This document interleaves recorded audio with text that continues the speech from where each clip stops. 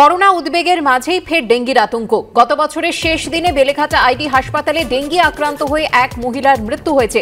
বিস্তারিত জানবো, কথা বলবো আমাদের প্রতিনিধি ঝিলম করঞ্জয়ের সঙ্গে। ঝিলম, এই নতুন বছর শুরু হলো একদিকে কোভিড আতঙ্ককে সঙ্গী করে এবং তার মধ্যেই এই ডেঙ্গি আতঙ্ক। একদমই, যেটা জানা যাচ্ছে বেলেঘাটা আইডি হাসপাতাল সূত্রে যে 30 তারিখে, গত বছরের 30 তারিখে ভাঙড়ের বাসিন্দা বছর 43-এর এই মহিলা, তিনি ভর্তি হয়েছিলেন জ্বর এবং শ্বাসকষ্ট এবং অন্যান্য জটিলতা নিয়ে, এবং পরবর্তীকালে হাসপাতালে ভর্তির পর দেখা যায় তিনি ডেঙ্গি আক্রান্ত এবং 31 তারিখ রাতে তার মৃত্যু হয়। চিকিৎসকরা যেটা জানাচ্ছেন যে তিনি অত্যন্ত সংকটজনক অবস্থায় ভর্তি হয়েছিলেন, অনেক দেরিতে ভর্তি হয়েছিলেন এবং সেই কারণে পরিস্থিতি নিয়ন্ত্রণে থাকেনি এবং তারা সব রকমের চেষ্টা করা সত্ত্বেও এই রোগিনীর মৃত্যু হয়। স্বাস্থ্য দপ্তরের দাবি, এই মুহূর্তে রাজ্যে ডেঙ্গি আক্রান্তের সংখ্যা সর্বনিম্ন এবং উদ্বেগের কিছু নেই। যেহেতু এই রোগী অনেক দেরিতে চিকিৎসকদের কাছে গিয়েছিলেন, তাই পরিস্থিতি সামাল দেওয়া যায়নি এবং এ নিয়ে উদ্বেগের কিছু বিষয় নেই। ধন্যবাদ ঝিলম। পঞ্চায়েতের প্রাপ্য টাকা চলে গেল অন্য এক ব্যক্তির ব্যাংক অ্যাকাউন্টে। অঙ্কটাও নেহাত কম নয়, 28.5 লক্ষেরও বেশি। বিপুল অঙ্কের সরকারি টাকা কিভাবে অন্যের ব্যাংক অ্যাকাউন্টে যেতে পারে, কার ভুল? নেপথ্যে তৃণমূলের কারসাজি দেখছে বিরোধীরা। টাকার অঙ্কটা 28.5 লক্ষেরও বেশি।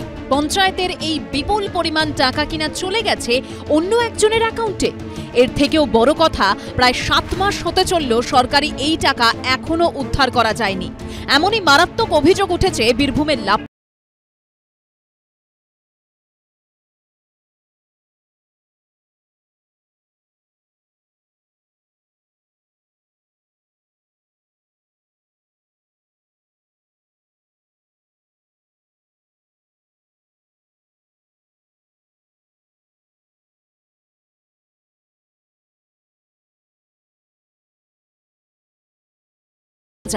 এই সিএসপির দায়িত্বে থাকে একজন করে এজেন্ট। এই খোকন দাস হলেন ওই রাষ্ট্রায়ত্ত ব্যাংকেরই সিএসপি হোল্ডার। এই ঘটনার পর কেটে গেছে 7টা মাস, কিন্তু এখনো উদ্ধার হয়নি সেই টাকা, যার জেরে থমকে রয়েছে পঞ্চায়েতের উন্নয়নের কাজ। আমাদের অ্যাকাউন্টে ছিল ইন্ডিয়ান ব্যাংক লাভপুর শাখায়। আমরা জিপিএমএস বলে একটি আছে, সেই ওয়েবসাইটে আমাদের সেই সাইটে এন্ট্রি করার জন্য পাসবইটা আপডেট করতে নিয়ে যাই। 2 তারিখে দেখা যায় যে অন্য একটা অ্যাকাউন্টে টাকাটা ট্রান্সফার হয়ে গিয়েছে। তো ব্যাংক কর্তৃপক্ষকে যখন জানানো হয়, তখন উনি তার কোনো সদুত্তর দিতে পারে নাই। এই যে জনগণের যে উন্নয়নের টাকা পঞ্চায়েতের মাধ্যমে আসছে, সেই টাকা ব্যক্তিগতভাবে আত্মসাৎ করাইছে তৃণমূল কংগ্রেসের নেতানেত্রী এবং পুলিশ প্রশাসন। ব্যাংক থেকে টাকাটা ট্রান্সফার হয়েছে, কে তার ট্রান্সফারের অর্ডার দিল, চেকে দিল না অনলাইনে গেল, তো ব্যাংক এক কথাই বলে দিতে পারে। পঞ্চায়েত পুলিশ সিপিসি মালিককে সঙ্গে নিয়ে কার চক্রান্তে টাকাটা হাতালো যথেষ্ট ছিল। পুলিশের তা তদন্ত উঠে আসা এতদিন উচিত ছিল। মূল কথা, শাসক দল এবং স্থানীয় নেতৃত্ব যুক্ত বলেই পুলিশ প্রশাসন এবং সিভিল বিডিও অফিস এটাকে দায়ী আর মানসিকতা নিচ্ছে। ওরা মন গড়া কথাবার্তা বলছে, এটা তো কোনো মানে হয় না বলার। এটা যে করেছে, যারা এর সঙ্গে জড়িত আছে, সবটাই তদন্ত চলছে, বেরোবে। এবং আমরা যে আমাদের আদালতের উপরে আমরা সম্পূর্ণ আস্থা রাখছি, আইন ব্যবস্থার উপরে সম্পূর্ণ আস্থা রাখছি এবং আমরা আশাবাদী যে এই তদন্ত হওয়ার পরে এবং সব টাকাটাই উদ্ধার হবে এবং সুদসহ উদ্ধার হবে, এই আমরা সেটাই আশা করি।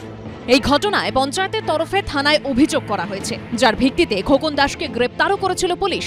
কিন্তু 2 মাসের মধ্যেই তিনি জামিনে ছাড়া পেয়ে যান, আর এতেই প্রশাসনের ভূমিকা নিয়ে বাড়ছে ক্ষোভ। গ্রাম পঞ্চায়েতের প্রেয়ারের প্রেক্ষিতে থানা এফআইআরও করেছিলেন যিনি এই বিষয়ে জড়িত আছে। তো এইটা সাবজুডিস ম্যাটার এই মুহূর্তে আছে এবং আমরা আমাদের হায়ার অথরিটি ডিস্ট্রিক্ট অ্যাডমিনিস্ট্রেশনকেও বিষয়টা আমরা লিখিত আকারে সমস্তটাই জানা আছে। এইটা যাতে তাড়াতাড়ি ওই ব্যাংকের তরফ থেকে আমরা রিকভারি করতে পারি, সেই চেষ্টা আমাদের আছে এবং পুলিশ প্রশাসনও চেষ্টা করছে। সরকারি